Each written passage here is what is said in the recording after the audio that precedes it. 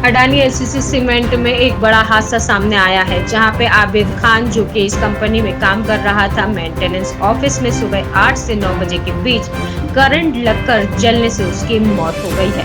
आबिद 29 वर्ष का था और लगभग 10 साल से यहां काम कर रहा था, जो जामुल वार्ड नंबर 2 विश्वकर्मा चौक का निवासी है। वही अडानी एसीसी पर प्रतिष्ठित समूह है।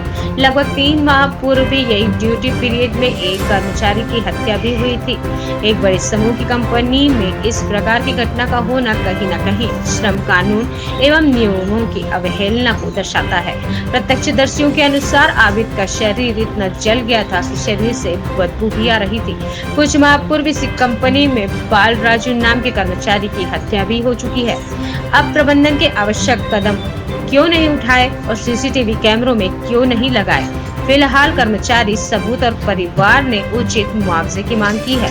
इस बड़ी घटना के बाद अब तक प्रबंधन की ओर से कोई भी व्यक्ति घटना की जानकारी देने सामने नहीं आया है। सुबह वो फर्स्ट शिफ्ट ड्यूटी आया था, हम लोग जनरल शिफ्ट में आए तो कुछ साथियों ने बताया कि उस रूम में कुछ हुआ है। वो बहुत पुरानी रूम है, पैनल रूम है। वो साथियों से पता चला मज़दूरों से कि वहाँ कोई लड़का क्रेन से चिपक गया है बोल के। तो हमने जाके देखा तो वो ख़त्म हो गया था स्पॉट में ही। और मेरे हिसाब से ये कंपनी को सोचना चाहिए कि ये जांच का विषय है, ये सेफ्टी को लेके। वो हम लोग जब अंदर गए कुछ मज़दूर, वो पैनल पहले से खुला हुआ था, जो कि खुला होना नहीं चाहिए। वो रूम खुला हुआ था जिसमें ताला लगना चाहिए। कंपनी सेफ्टी के लिए हमें बोलती है, पर मेरे को नहीं लगता कि यहाँ सेफ्टी के कोई चीज़ को समझा जाता है।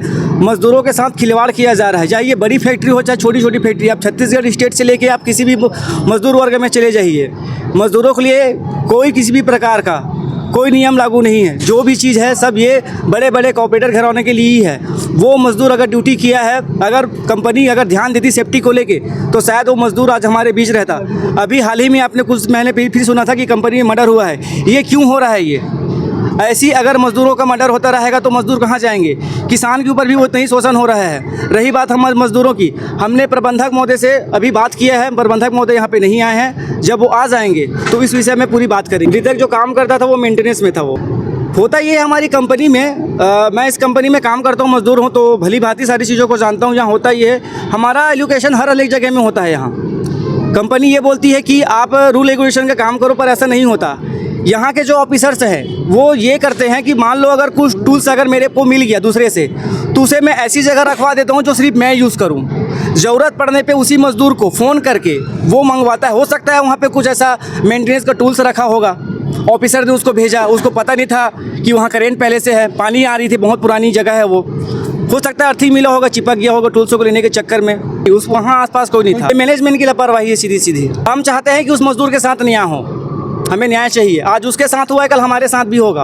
और हम चाहते हैं कि आप सारे लोग हमारा सहयोग करो, क्योंकि ये गलत है। कंपनी सिर्फ सेफ्टी दिखाने के लिए करती है। आपको अगर जाना ही है अंदर तो प्रबंधक महोदय को सामने बुलाइए। और सेफ्टी के विषय में पिछले कई सालों से हम लोग बात रखते आ रहे हैं यहाँ पे। सिर्फ ऐसा नहीं कि सिर्फ एसीसी कंपनी के लिए, जब जहाँ भी प्लांट में जाइए, किसी भी प्लांट में सेफ्टी का अगर आपको अगर खुद को दिखता होगा तो प्लीज़ आप हमें आके बताइए कि हाँ सेफ्टी का वाजिब में किसी भी प्लांट में।